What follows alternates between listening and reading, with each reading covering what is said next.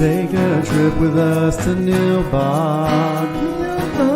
Just promise not to drink the goo. Oh my God! If you get sucked into the Matrix, we will send a phone for you. Do you believe in fate? But every movie has a plot hole, and every hole gets filled somehow. Whiskey, wine, or blue milk.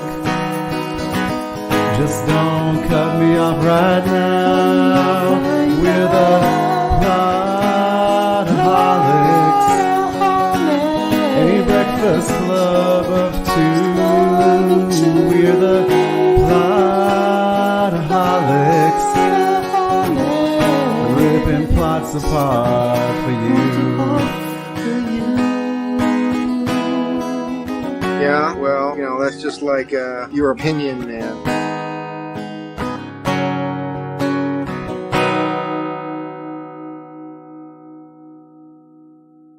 Hey, everybody. Welcome to another episode of the Plotaholics podcast. I'm Shane Wilson, and I'm joined, as always, by the Funky Bunch, Brian Tan. Hey-o! Brian, welcome into another week of the song. Well, yeah, I always want to say it backwards. The Song of Summer. Summer of Song. Yes, the Summer of Song. Not to be confused with the Summer of Psalms, which is more religious and more boring. Yeah, definitely not something that we're doing. No. If you tuned in for Summer of Psalms, then you're in the wrong place. Absolutely, because religion, while it does have its place, it ain't here. Nope. Brian, how has your week been? You know what? I have discovered that poison ivy is the wasp to the flora world. It has no absolute use. I mean, I don't even think it even goes about with photosynthesis. I don't even think it converts. I don't even think it converts carbon dioxide to oxygen. I don't even think it does that. Well, I think it is about a bitch for sure. It is a demon ass plant, the likes of which that Satan put here because he's an asshole. Mm-hmm. Yes. No, I am. That whole family of plants can just fuck right off. Absolutely. And they're little. You can keep your poison oaks and your sumacs and your ivies and all of that stuff. And you can just shove them up your ass if you're an advocate for them. Yeah. And enjoy the itches. Yeah, for sure. Put some calamine on that brown eye. Yeah. Oh man. Oh, I hate poison ivy. And if you're a poison ivy enthusiast or apologist or any of the poison, like, have you ever met somebody that's like, I think poison ivy is misunderstood? You know what? Those are the type of people that I would seriously go full blown Negan on. Yeah, yeah. I don't. That is really interesting. Because of there seems to be an advocate for everything, right? There's always an advocate for something. And I just don't know that I've ever met someone that's like, don't kill that poison ivy plant. Hippos are people too. I feel like it's more likely that they're just indifferent about poison ivy. I don't know that I've, like people that aren't allergic to it are just like, whatever. It's a thing. Yeah, but I don't know that anybody's like, you fucking touch that poison ivy plant and I will end you. Right. Meanwhile, it's like, you know what? F you and your poison ivy. But I had multiple people tell me, just don't burn it because the oils will become it's like, yeah, I don't want to end up having the blisters in my esophagus or my lungs. That would be bad. Yep. My aunt was really bad allergic to it when she was a kid. She got it in her esophagus because somebody burned it. Oh, that's some rugged shit. Like, how do you even deal with that? Dude, those type of people are the ones that those are the people that become like the scary villains in media because they don't want anything. That's why the Joker is so messed up. It's not that his mind is fractured. He inhaled burning poison ivy and it just fractured his mind. Yeah, that'll do it. Like your aunt could probably take people out with any sort of a thrown weapon known to man. She could probably take someone out with a quarter. It just drove her that insane. Yeah. Do you want to know how I got these scars? It's an ivy. Matter of fact, there's actually, there's a Bizarro Shane Wilson that actually has like a Cerberus named Poison Ivy. Yeah. But that Cerberus whimpers and whines like your Ivy, but when she starts to really get moody, she just like blows fire and like kills people. Yeah, that checks out. You seemed busy. Are you doing okay? Getting ready. I'm gonna be leaving for the airport at about 4:30 a.m. to fly into Boston to pick up my son for his annual visit. Summer trip. Yeah. Yep. But been trying to do some home improvements on the house. Finally, put some railings in on my outside stairs since they're kind of steep. Yeah. Put some railings in and putting some anti-slip guards on the stairs.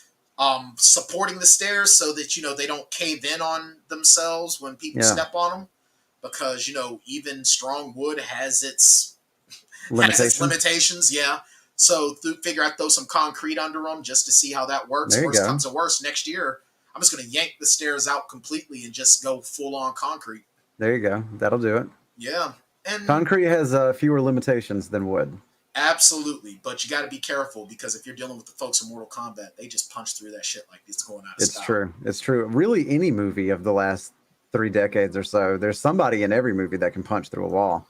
Yeah, I still remember when we watched No Holds Barred and we laughed at Devo punching through the concrete blocks as part of this training regiment. Yeah. Like, so that's going to help you learn that's going to help you fight a guy. Just punch through a cinder block. Sure, why not? Yeah, break your hand. That'll work. This week, Mr. Tan, we watched Rockstar, 2001 film starring Marky Mark. But there's no Funky Bunch. This time he fronts a fictional metal band called Steel Dragon. Yeah. And this movie should have been and could have been so much better.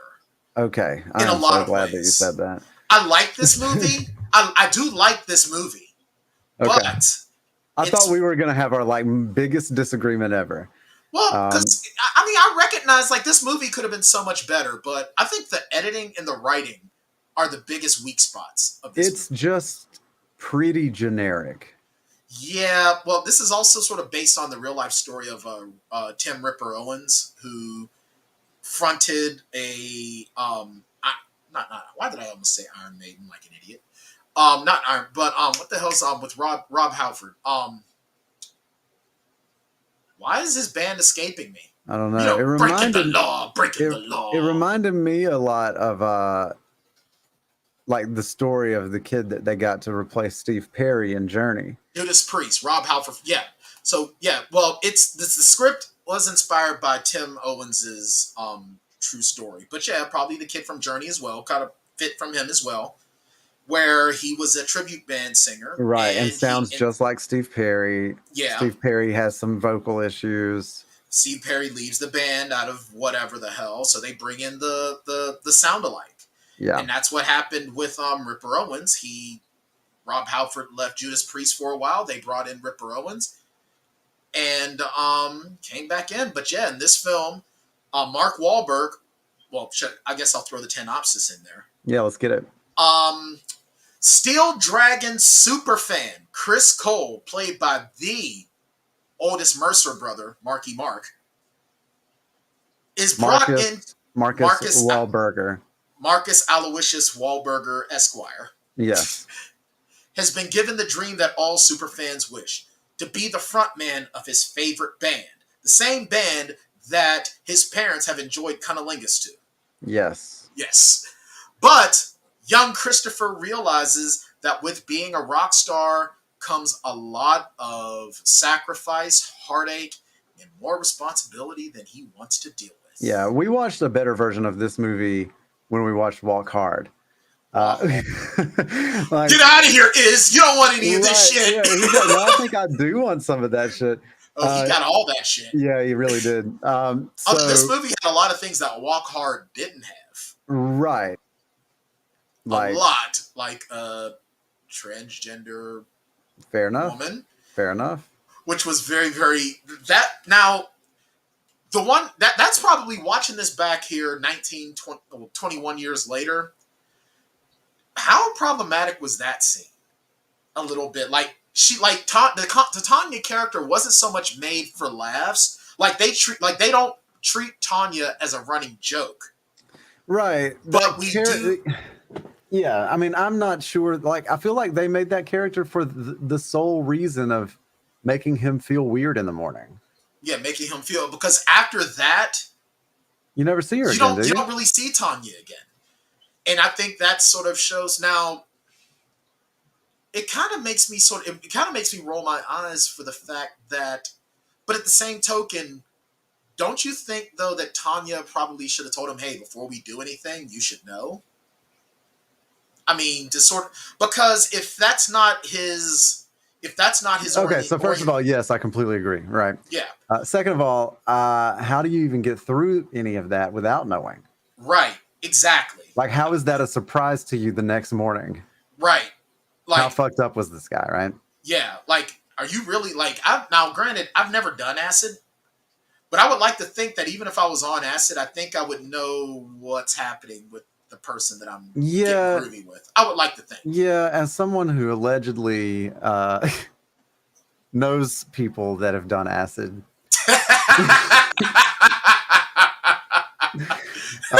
I can tell you that I know people that probably know people. I can tell you that according to them, they would have never been they would have never overlooked a penis, right?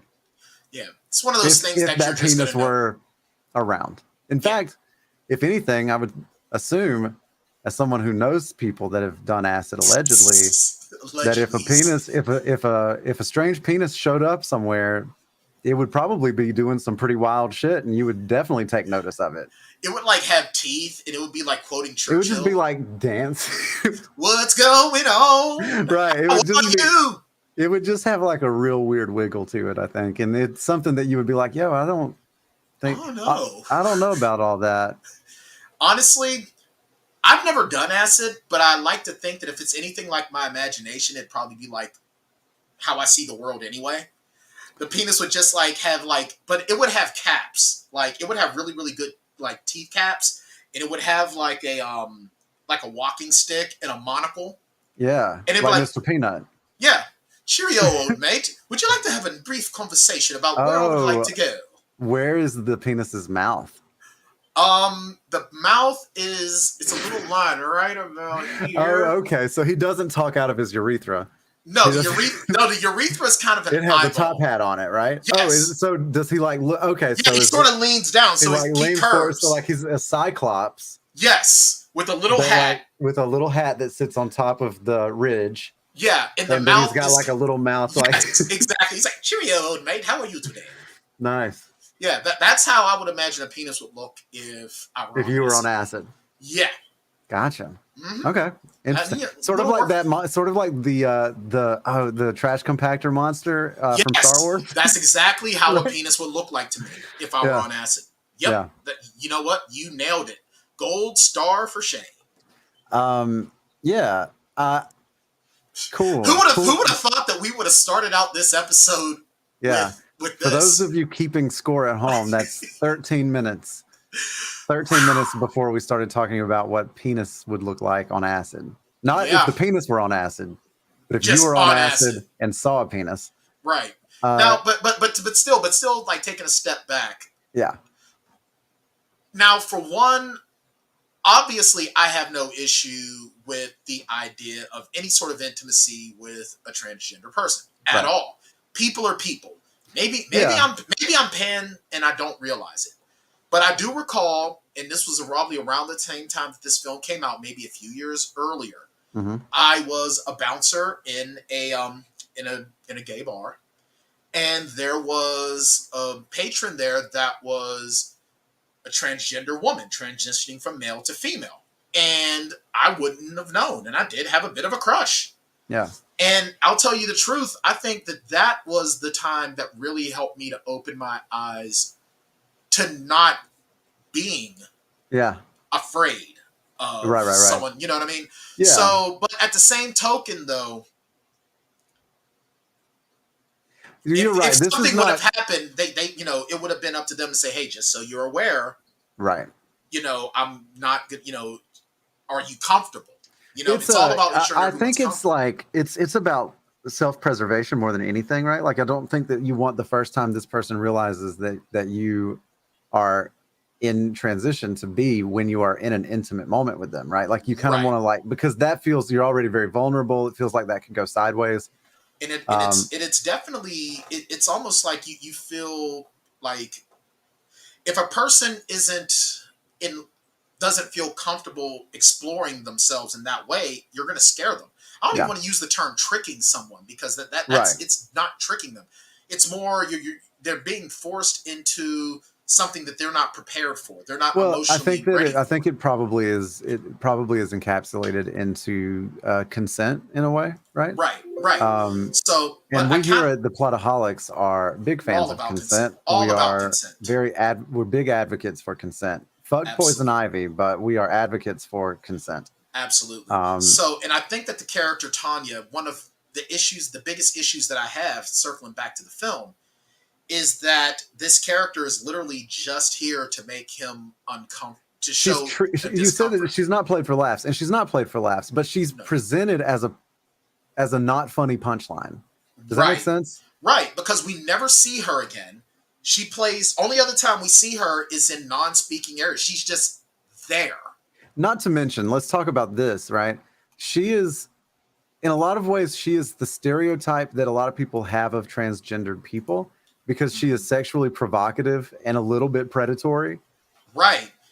Because I mean, she is throwing the heavy handed Right. stuff And from then word for her to go. be like, for her to again not be forthcoming with that information, for her to go after them the way that she does, and then Drugs to them. reveal, right, and then to reveal, like that's the whole like we don't That's want the transgenders in the bathroom sort of argument, right? Like right. that they're predatory. That plays into the hands, and that's a weakness of the script. Yes, because she, like, this movie would have been almost exactly the same if she had not been There at transgender, all. or if she had not been there at all. Right. And the thing, and that's a product of the time. Now, granted, an argument can be made that the band is so used to her being around that it just is. It's just like, as short, Tanya's just there. That's what Tanya does. All right, you can make that argument. But when you're looking at this from a writer's perspective, I would think you will probably want to have a better character than that. Yeah, I think so. There's also like so there's this scene whenever they're first kicking out the lead singer. Uh, Oh my God, that is how often have we either been a part of that or witnessed that mm. of getting Oh, right, booted out like of a band and the having that awkward, happen. like, you're gonna regret all of this, but like there was This like is much mine, I'm taking it. Okay, there was much made in that scene though about the lead singer's lover. sexuality.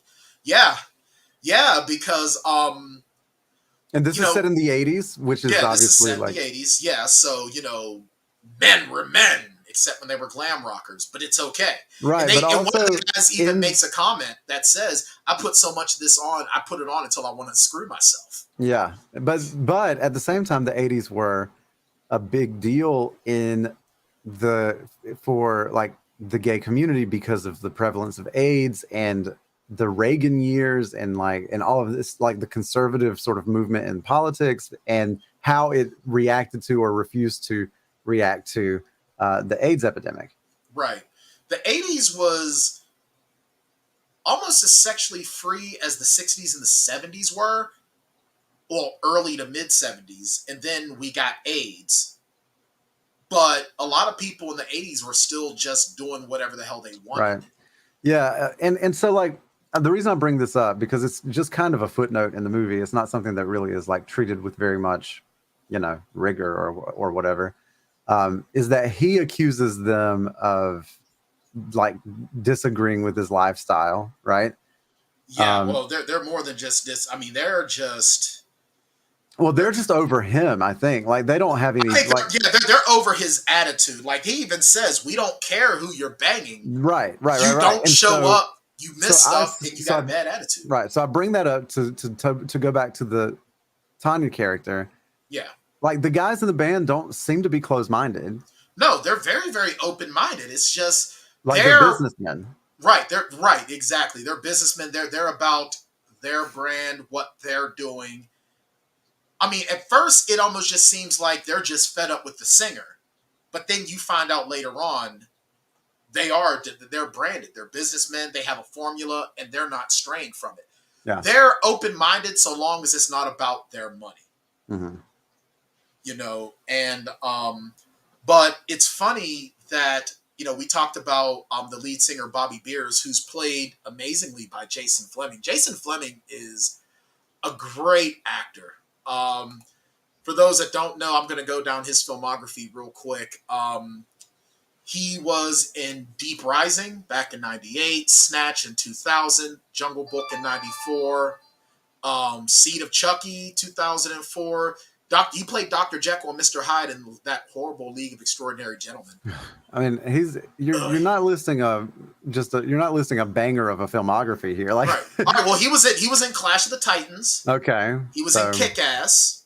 Okay. There's a good one. Yep. He played Azazel in X-Men First Class. I mean, the thing is that for a lot of films that he's been in, I mean, he's not been in very many good movies. That's not to say he's a bad actor, though. Right. He's usually at times among the better parts. Right. Which totally checks out. Movies. Yeah, I'm not so sure that he's not one of the better parts of this one. He really is, too. He really is. I mean, yeah, because, I mean, what's one thing? He was in Hamilton in the Interest of the Nation. I don't even know what the hell that is. But, I mean... made-for-TV documentary. Probably. But him being kicked out of the band is very similar to how Chris was kicked out of his band, because he is a super perfectionist. Like, you even see that at the very beginning when they're practicing. He doesn't hear a particular note. He stops the whole thing and goes to the perfect part on the tape. Now, for you kids, if you wanted to get to a spot in the 80s, you couldn't just do the search thing on the CD, if you even know what the CD is. You had to rewind, and you had to know. You couldn't just click on the timeline where you wanted it to start. No, you had to do the rewind. And he found it, and he made the dude hit it perfect. But then to the point where even when him and his crew go up against Bradley, who is the lead singer of who's his band? Third Eye Blind. And they start fighting. Third Eye Blind? Yeah. Is the it guy really? that played Bradley, that's the lead singer of Third Eye Blind. Oh, Stephen Jenkins. Yes. Yes. Yeah. They actually... I thought you were saying that the other band was called Third Eye Blind, and I was they're called Black Babylon. I was like, no, that's a real band. No. The lead singer of Third Eye Blind plays the lead singer of... So, all right. There's Steel Dragon, who is the band. The band. The actual real band. Right. And then Blood Pollution is Chris's tribute band. Right. Chris's cover band. Right. Yeah. Not a tribute band. They are a cover band. Right. No bones about it. Like, they can say it's a tribute band if they want to, but that's just like trying to call Joe Dirt Joe Dierte. Yeah, exactly. It's a cover band. Right. And Bradley, played by Stephen Jenkins, is the lead singer of Black Babylon, another cover band. Yeah. Now, Chris is a way better singer than Bradley in the movie. Which is so funny. Right, because Stephen Jenkins can sing his ass off. Right, and Mark Wahlberg, I mean, yeah, he can rap a little. He's just okay. His brother can sing. Does Mark Wahlberg sing in this movie, or is he dubbed over? No, he's dubbed over. He's dubbed over by Miljenko Mitevich. I can't say. Which is, I think, part of my beef with this movie. Is that he's not singing? He doesn't. None of Bradley it feels Cooper. Genuine, right? Like he doesn't. All of it is just pretty thin. It does feel kind of fake. Like, I wanted to say, like, if I had done a synopsis of this, I would have said that Rockstar is a comedy about an adult man that likes to play dress up. Yeah, he does about cosplay. Right. He does do cosplay. And he's fascinated with trying to get everything exactly the same as the original. And I do appreciate that, like, his bandmates are like, don't you want to do your own thing? Don't you want to blah, blah, blah, blah.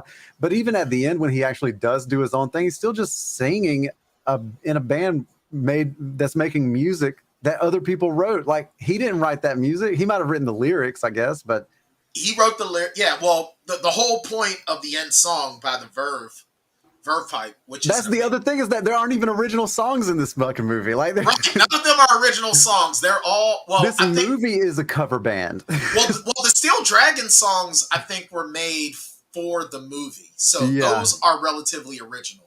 And there are some bangers. They are some bangers, though. Those songs are pretty good.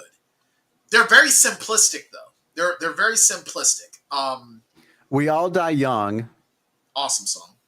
Is a Steel Dragon song in the movie, but it is a real song by Steelheart. Yep. Lead singer of Steelheart does the vocals, so that makes sense. Right. So I don't know. Let's see. Steel Dragon is listed as the artist for a handful of songs down here, but I mean, I don't know, like, if that one was written by Steelheart or whatever, whatever, it doesn't matter. Right. But like, for the most part, the song or the movie is recycling. He said the whole movie is one big cover band. Yeah. Like, it's so awesome. as much as a cover band is a cheap knockoff of an actual act, this movie is a cheap knockoff of every other rock star movie, because it just kind of goes through the motions. Like, okay, so then he gets the shot, right? An hour in, he finally gets the shot to go on tour with the band of his dreams. Yep. And then, he gets on drugs and he gets on booze and he starts banging a bunch of chicks and he loses sight of where he is and he loses his girlfriend and he, like, you know what I mean? Yeah. And then at the end of it, you get that, like, the Super Bowl commercial where he, like, tosses the Coke to the kid right in the tunnel. And what's your name? Mike. But my friends call me Thor, the god of thunder. Like, right. Really? And he's just like, all right, really? Thor, take it away. And he passes the torch in the most telegraph fucking bullshit I've ever seen. Tells his manager that he wants to, like, that he's got to go take a piss. And, like, and that's the thing, is, like, when this movie made me laugh, I actually kind of enjoyed it. Yeah. But I don't know that any of the things that made me laugh were supposed to be funny. Dude, I like the fact that Peter Pettigrew is in this, and he was just this big slovenly dude that was, like, giving out backstage passes. Like, he was a creep, man. Peter Pettigrew's a creep. I think John Stockwell, the writer of this movie, wrote a comedy. He meant to write a comedy. Right, but I think that when Stephen Herrick and company got a hold of the script, they were like, they just played it all so straight. Because, like, this is, I mean, think about it. Have you ever seen it's got Rainn Wilson in it, the guy that plays Dwight, where he plays a drummer? No, I haven't. Let's see, what is it called? Well, while you're looking that up, let me go through some of the stuff that John Stockwell has been involved in. Yeah. Losing It. He played, now John Stockwell is an actor. He was in the film Losing It with Tom Cruise. He was in Christine. He played the nerdy guy's best friend, the football player, the one that gets his back broke. He was in The Quarterback Princess. He was in Eddie and the Cruisers. He was in Top Gun. This is Cougar from Top Gun that wrote this movie. Wow. I think Cougar should stick to acting. Cougaring? Yeah, he should stick to Cougar. Yeah, okay. So Rainn Wilson plays this guy named Fish in a movie called The Rocker. And in the movie, The Rocker ends up playing drums. So I'll just read you the summary really quick. Okay. In the 80s, a drummer is abandoned by his band just before they become rock superstars. 20 years later, the drummer sees his second chance at stardom arise when he's asked to perform with his teenage nephew's high school rock band.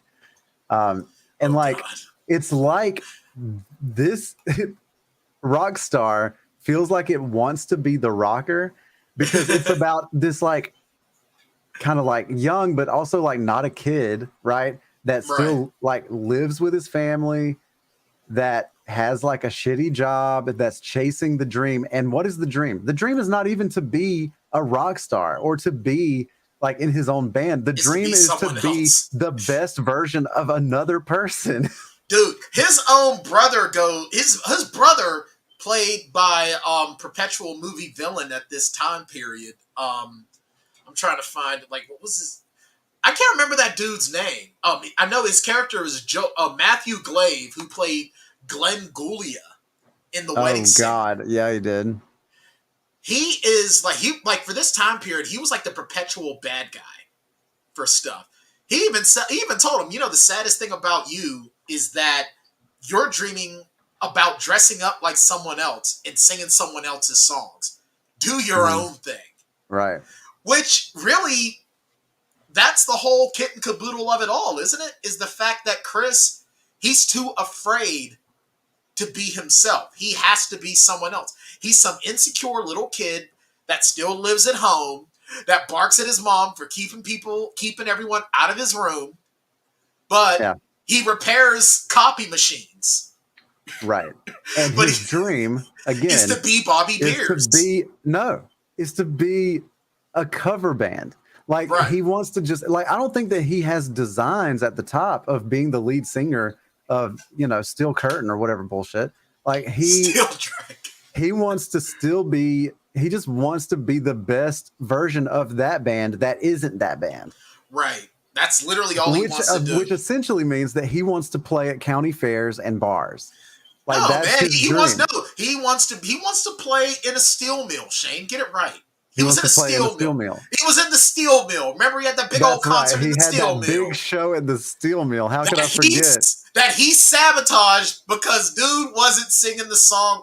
That's not how the song goes. Yeah, he's a bitch, dude. Like, this dude, like Marky Mark is a bitch boy in this movie. Like, he really just whines about this shit. Like, and not only that, like, he fucking blew that kid's amplifier up. That's not cheap, dude. He deserved that ass whooping. Yeah. Like, how was he shocked that he got kicked out of the band? Dude, that amp, and you figure now amps, a stack amp too? Yeah. Those are like $800 now. How much were those in the mid 80s? He did not, first of all, not only did he was not sympathetic. Like, I did not like him. Right? Like, I didn't like Izzy. What about Chris? Did you hate Chris? Did you hate Izzy, or did you hate both personas? I think I didn't hate them. I was just mostly like apathetic about them. I just didn't care about this character. There was nothing really like compelling about him, and like his dream just felt so strange. Like that, like it doesn't match up to me that he wants to be this wildly successful musician that only plays covers of other people's songs. Like, those two things are not the same thing, right? Like, there's a ceiling on how big you can get as a cover band, right? Very true. Especially if you're covering a band that's still around and still touring. Like, you can do well as a cover band if the band is no longer making music, or they're dead or something, right? Right. That's different. But if they're still going strong, you're just being them. And according to this film, Still Babies was like the most, like, the number one hard rock band in the country. They were huge. Like, you even heard them. On what planet are people going to pay a bunch of money to go watch Blood Possums when Steel Taco is just over there for like a little more money? Steel Taco. Wow. I love where you're throwing these. I love the way you're throwing these names out there, man. That's pretty wild. I only know Blood and Steel. Like, I don't know what comes next. Black Babylon. Black Babylon. That's the last one. That's the name of that's the name of Third Eye Blind's band. Yeah, that's a Third Eye Blind band. There's Blood Possums, Steel Taco, and Black Betty. Ambulance. Whoa! Yo, can we talk about their big fight in the parking lot for a second? Oh, yeah. When they were just like ridiculous. When he was bitching at this dude about his blue lapels. Yeah, he really was like, and his boys are like, yeah, you got him. Zing! Yeah. Oh, shit. Got him. Dude, they're really saying like this is an 8-mile rap battle. Well, and I was like, yo, these guys are like, these are the same dudes that would like punk out some kids in high school for like their cosplay at a Comic-Con. Right. But that's what they're doing in the parking lot at this show. You know what these guys are? These are the same guys that make fun of people that play like role-playing games, but they sit there every week and go crazy for fantasy football. Oh my God, I gotta get my lineups. Ah! Yes. It's like, dude, you're doing the same thing, and you're not even like role-playing as a player. You're role-playing as a general manager. Right. Wow. Now, okay, let's talk next about Jennifer Aniston. Jennifer Aniston. I love Jennifer Aniston. But She her is character, definitely lovable. She is so lovable. this character is such bullshit. I mean, she's a ride or die female, but she's not. But she don't need him. She doesn't need him. And there's this scene where they're in the car, right? And it's supposed to be this really emotionally poignant scene, right? Where she's like, and I knew that you had it, right? The first time I saw you, I knew you had it. And I was like, was he the first person you ever saw? Well, I think that she was turned on by his talent and his love for music, but then he's like, I didn't write this song. No, right. Exactly. I didn't write it. He's like, it's like somebody traced a different person, right? He's like, a tracer. He's a trace. He's a tracer. Yeah. He's like the yellow copy that you get to take home for your records, right? Like, right. He really is. He's a triplicate. Right, he's a triplicate. Like, seriously, somewhere Ben Affleck drew the actual Bobby Beers. Hayden McNeil actually drew Bobby Beers, and Banky Edwards just traced over him to give him shading and definition. That was Chris Cole. Yeah, he wasn't even colored in yet. No, he wasn't. I think this is the best. I think this is the best leg on Chris that you've ever made. I'm telling you, this dude, like, I did not pull for him. Not only that, right? Like, it was just everything was given to this guy. Really? Like, seriously? I mean, he didn't even try. They didn't even make him sing a whole fucking song. Yeah, he sang like a verse and a chorus, and that was it. He didn't even get to the hard part. They didn't even make him sing the most challenging part of that song. Yeah. If you've never heard that song, it's one of those really, really nice sort of, it's in that 80s style of power ballad. But the really hard part of that song isn't until coming out of the solo, right, when they change key. Yep. It's not a hard song to sing. They didn't even make him change keys, which is crazy. Right. Like they're auditioning lead singers. And he can't, like, you don't even check to see if he can change key. Well, I guess they figured, we watched this tape, right, a part of a concert, so you should be able to just wing the rest, right? To be fair, they aren't auditioning lead singers. They're auditioning impressionists. Right. They're not trying to get us. They want someone that's going to complete They don't want an original artist. They want a copycat. And to that end, like, he is the best, right? And they weren't really hiding that fact either, though. No. They were just trying to fill the stage, right? Right. And so, like, so not only did I find that he was like, I had a hard time pulling for him because I didn't give a shit about what he was up to. I also feel like he did not earn his redemption arc. No, he didn't really do anything to deserve. Like, it's like, okay, so you gave up fortune and fame. Big deal. Yeah. What are you doing with that money?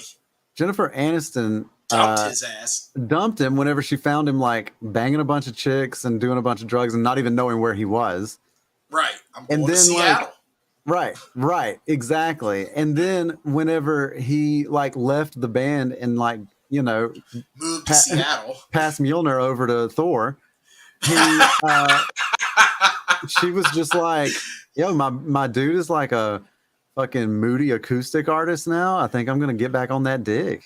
Oh my God, he cut his hair and now he's singing acoustics about shows being over with storybooks.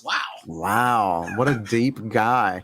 Like, and that's I think my central complaint is that for a movie that is an hour and 45 minutes long, none of these characters have depth. No. I mean, the band still like, the only character that really has depth is Peter Pettigrew.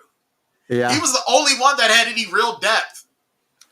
Because he comes off as this creepy ass, freaking overweight, chain smoking, alcoholic manager that gets close to Chris when he joins the band.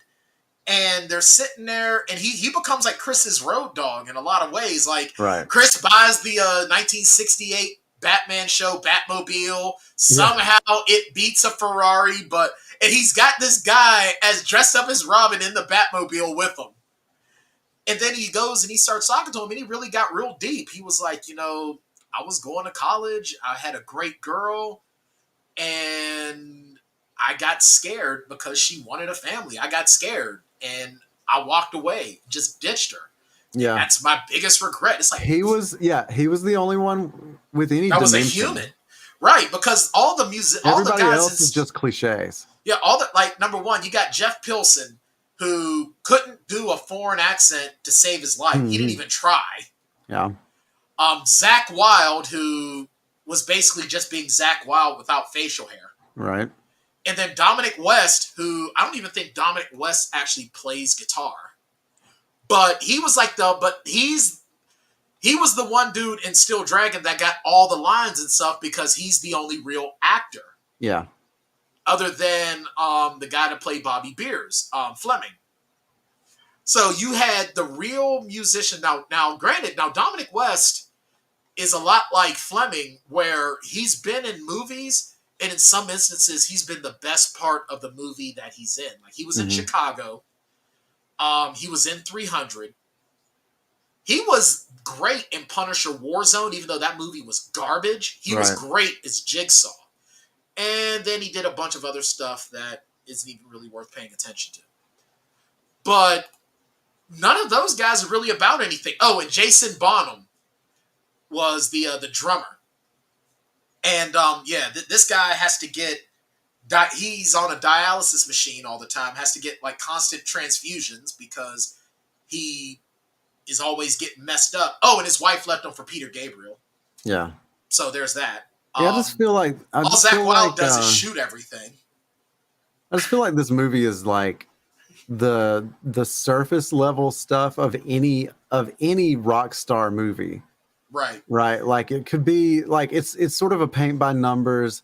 Here's a guy that, I mean, it's not always a cover artist, right? But like here's somebody that wants more for himself. Here's his opportunity. Here's his rise. Here's his fall. Right. Here's him giving into the temptation of the road. Here's how he loses everything that he once loved. Here's how he realizes that all that glitters isn't gold. Here's his redemption, right? And it just follows that without any sort of unique take on it. I mean, like the lovers of this film will say, well, but the cover band thing, that's a unique take on it. And I would just argue that makes it even thinner. Yeah. I would prefer if he was a singer just in a band or singing in his church and someone just happened to hear that he could sing and then they invite him to audition because for this band. ultimately every time this movie almost punishes Chris for doing something stupid or shitty, it ultimately rewards him immediately. Right? Because he gets kicked out of his band because he's a piece of shit. And then the next day, freaking Steel Horizons call him on the phone. And then he hangs up on freaking Iron Mountain. Yeah. And dude calls him right back. Yeah. And so then he goes in for his audition, immediately gets the job, right? Bombs the song the first time around. Right. Gets a second chance, nails it. Can't do now. You know they prepped him for the media storm that was coming. So they're trying to teach him how to do a British accent. He can't do it. They cover for him. Then he gets to have sex with Jennifer Aniston, which is cool. Everybody, everybody loves that. Oh, absolutely. And then he spends the next hour being a shithead in the band. Right. Like he's doing all the band stuff, driving motorcycles through the hotel, helping glue stuff to the ceiling. Like people got to clean up after you. Banging randoms, doing drugs, doing alcohol, right? Like cheating on his girlfriend. He loses her. And then as soon as he quits the band, he gets her right back. He has a follow-up career immediately after that. His buddy, whose amp he broke, and decides to do the band with him. Right. And was there an apology? I would hope so. Because I'm sorry, did we not see it? Did I not miss the apology? Dude, Timothy Olyphant don't put up with anyone's crap. Because I feel like none of that was earned. Him getting back, not even a little, in Jennifer Aniston's good graces. Him getting back in that dude's good graces. Them working it out and making another band together. Like all of it was just so thin. Very thin. Very thin. And it was really, really just rushed. This film feels very rushed. It feels rushed, especially considering how long it is. Like, it's set piece to set piece to set piece with no no development, real story. no real character, no real. I mean, like it's like it's like a first, like a high school creative writing project where like you don't have any, like you think you know how to make character, right? And you think that all character is a dream and a part-time job. Right. And and it takes a little bit more than that, like to flesh out motivation and like why you make the choices that you make, or like struggle with the choices that you make. There are no stakes here, right? That's immediately clear when he's rewarded for being a shithead. Right. It's not like, oh, well, I got to do this to save my parents' house, or no. Right. No. And what did he do with all of his money besides buying the Batmobile and, all this other stuff? Like, what did he do?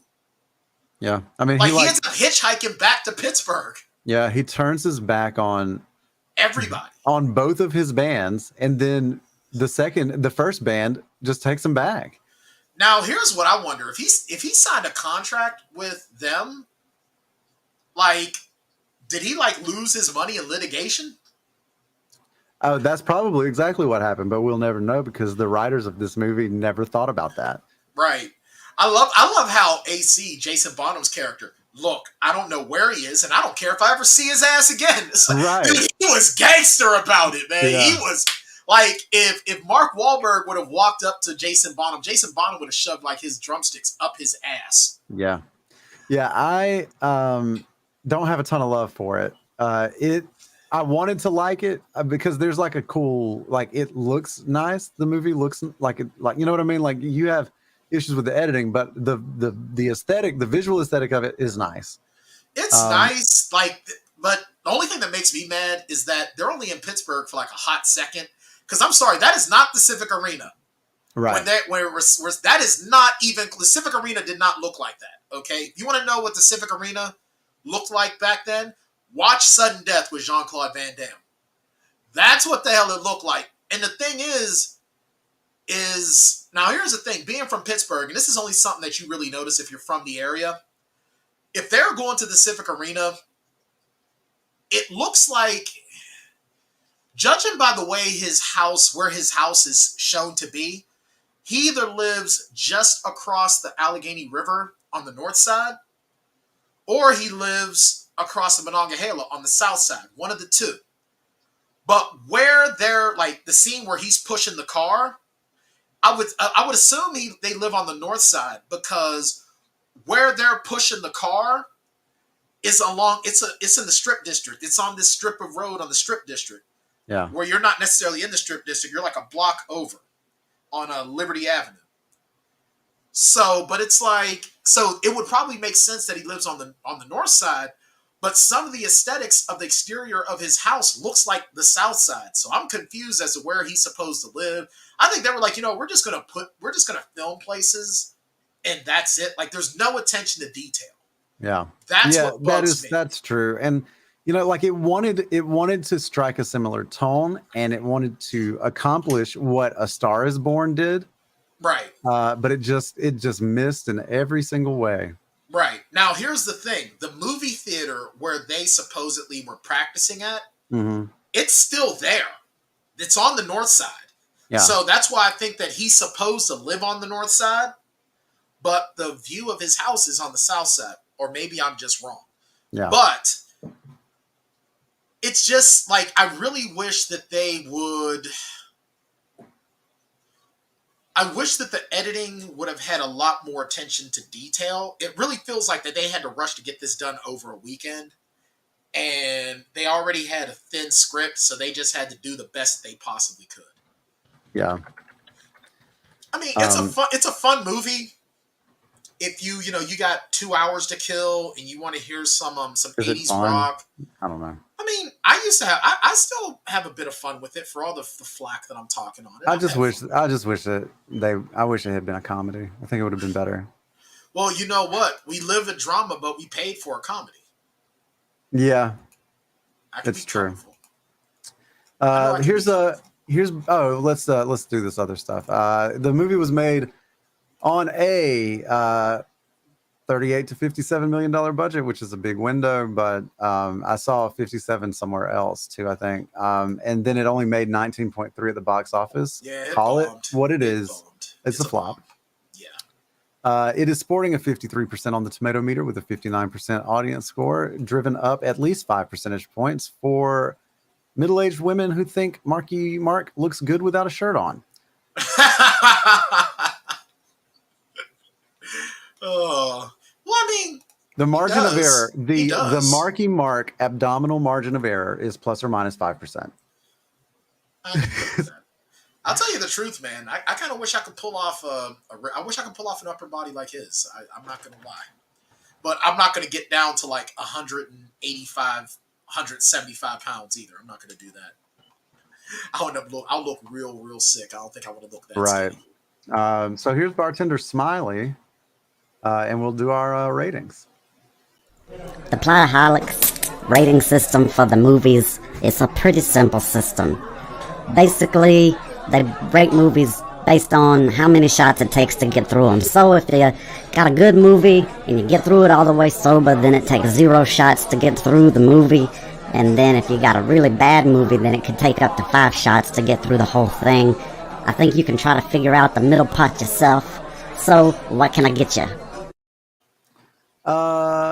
Mr. Tan, would you like to rate first? Yeah, sure. You know, this film is not without its problems, and I did spend the last almost hour sort of trashing this movie, but it does have its good spots too. The actors that are actually in this do an amazing job with the little that they've got to work with. Mark Wahlberg, I mean, are we supposed to like this guy? Are we supposed to dislike this guy? Is he supposed to be a whiny little biatch? It seems to be. He's a very, very childish person. Mark Wahlberg sort of brings that to life. Jennifer Aniston always does. I mean, the only time she hasn't done a good job that I've seen was Leprechaun, and I don't think anybody could have done anything good with that. And for the guys that aren't actors in this, the worst one was really Jeff Pilson, but you don't really bring in Jeff Pilson to act. You bring Jeff Pilson in to play bass. Mm-hmm. That's about it. But Timothy Olyphant is always amazing. I've always got time for that guy. And for as thin as the film is, it is fun to see just to live the rock star lifestyle, because that's really all this movie is to show you the thinnest aspect of the rock star lifestyle for an hour and 45 minutes. So with that, I'll give this a 2-shot rating. It's generic. It's sloppy, it's simple, but it has its moments where it can be relatively fun. I think the cosplay the super battle, the battle of the clones, the Pittsburgh attack of the clones, as it were, was probably one of the more hilarious aspects. Don't tug on my cape! Don't tug on my cape! Ah! And everyone takes on their doppelganger. The doppelgangers fight their doppelgangers, which is kind of funny. Right, which is another thing that makes me think it's supposed to be a comedy, because that scene is also played straight. It really is, and that's what makes it even funny. More funny. Right? And that's what makes it so funny. So yeah, I'm going to give it a 2-shot rating, because this is the type of movie that you enjoy with a couple of drinks with your buddies, and you're making fun of it. Yeah, that would have been a lot more fun. I'll give it a 3-shot rating. Watching Rockstar was like wanting a Sprite and drinking a Perrier. Or like wanting a pancake and eating a slice of paper. Ouch. So it was something, but it wasn't very much. And it wasn't what I asked for. It had like the soda thing is the Perrier example is the best one, right? It had the aroma. It had like you could almost taste a story, you know? Mm-hmm. Like you're like, is that a hint of a I think maybe, I don't know what that is. Is that Sprite? Is that lemon? Is that lime? I don't know. And it's just that it's just so paint by numbers, so basic, so thin. The characters, there are no stakes. The characters are so thin. You don't really ever get a good sense of who they are beyond like the manager, right? Yeah. And he was the best part. He was, for sure. So I give it a 3-shot rating. Fair enough. And I'll tell you this, man. I I give Peter Pettigrew some credit for actually being really, really good in this because he was, man. He was on point. He was probably, him and Jennifer Aniston were the best parts of this film. Yeah. Hands Yeah. down. Yeah. But Mark Wahlberg just has this appeal. It's sometimes hard to figure out, but hey, man, he pulls it off. I'm not really sure that I buy that I get it either, or even buy into it at all. I'm not sure that I've ever really enjoyed a Mark Wahlberg movie. No, you didn't like Four Brothers? I didn't see Four. I haven't honestly seen very many more Mark Wahlberg movies. Well, we should do that for our next John Singleton. Yeah, we can do that. I don't have anything against Mark Wahlberg. I just You're apathetic. I just don't care about him. Yeah, that's kind of it. I like. He's not the right stuff. I like the Wahlberg. Yeah, I like the Wahlburgers restaurant. It's pretty good. I hate the Wahlburgers restaurant. I'm not paying that much damn money for a burger that I can make at home my damn self. Yeah, I got Donnie and Mark on the cover. I got Wahlburgers at an airport in Boston. That's your fault. Yeah, I mean it was That's good though. I enjoyed fault. it. I enjoyed it. We got a Wahlburgers here, and Sharon was all about, because Sharon loves Donnie Wahlberg. She loves New Kids on the Block. Matter of fact, she's going to New Kids on the Block, I think, next week. So she's like she loves Donnie Wahlberg. That's her. Well, Jordan Knight is her dude, but she loves. Yeah. I watch Blue Bloods because Donnie Wahlberg is in it, because that's what she. But so she went there and she was like, "It's so good." I'm like, "It's a damn burger. It ain't like I'm biting manna from heaven, and I'm spending all this damn money on this burger that I could have made at home." Right, but to be fair, manna was like ground bread, so. Yeah, that's true. I mean, it was sustenance, but it wasn't good. It was just good nutrition. It was just nutrition, right? Yes. Yeah, and it turned into worms if you tried to save it the next day, which sucked. Right. Yeah, it's got a super short shelf life. Can you imagine? God, like, how about put some preservatives in this shit, bro? Like, we're going hungry down here. Can you imagine going to a food pantry and they was like, "We got fresh manna." Just like, what the? Oh! I think I'm gonna just eat some dirt today, man. Ugh. Yeah, for sure. So next week we will be dipping our toe into Dreamgirls.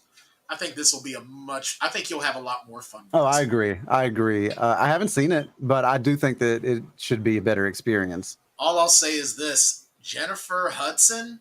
Yeah, she's the real deal. She's a way better singer than Beyonce. Yeah. And I don't care I'll fight anyone over that. She's the real deal for sure. Mm-hmm. But yeah, so that is Dreamgirls next week. And otherwise, make sure that you rate, review, subscribe, tell your friends and family, et cetera, et cetera. Mm-hmm. And we will talk to you next time. Oh, yeah. Oh, and matter of fact, I wanted to bring to your attention, being that, the younger Tan is coming. Oh, that's right. We're going to be seeing Thor on Wednesday. Nice. So I think he wants to do a Tan Talks review of Thor. Nice. I think so. That'll be interesting. Yep. Sounds good. A lot of people have had a lot of things to say about Thor, Love and Thunder, and I think a lot of people were mad about the way they depicted the gods. Yeah. But if what I'm hearing is true, it's kind of how the gods were. Yeah. Also, Taika Waititi can do no wrong in my eyes until I see him do wrong with my own eyes. You know what I mean? Dude, Taika Waititi made me enjoy a movie that featured Hitler. Right. Okay. Yeah, he's a trip. He's so funny. He really is. I can't wait. I can't wait. Well, we look forward to that as well. And we will see you guys next time. Take care, guys. Take a trip with us to Nilbog. Just promise not to drink the goo. Oh my God! If you get sucked into the Matrix, we will send the phone for you. Do you believe in fate? But every movie has a plot hole, and every hole gets filled somehow with whiskey, wine, or blue milk. Just don't cut me off right now with a plot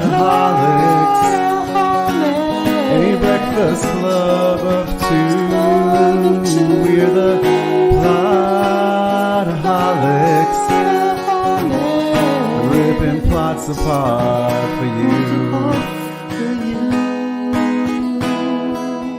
Yeah, well, that's just like your opinion, man.